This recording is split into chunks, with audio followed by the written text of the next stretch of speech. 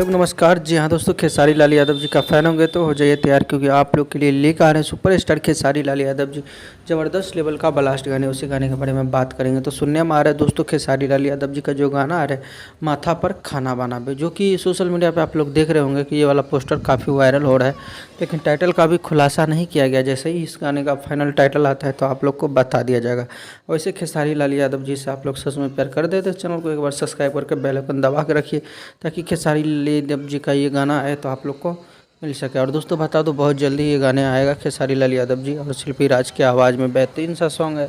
और ये गाना जो है हो सकता है SR के म्यूजिक पे ही रिलीज़ कर दिया जाएगा, जो कि एल्बम सॉन्ग है और बहुत दिन के बाद आने वाला है आप लोग को। और खेसारी लाल यादव जी का एक और बेहतरीन गाना जो है वे म्यूजिक के ऑफिशियल चैनल के द्वारा रिलीज़ किए जाएंगे। मिलेंगे नेक्स्ट वीडियो में, तब तक के लिए bye, take care, love you all.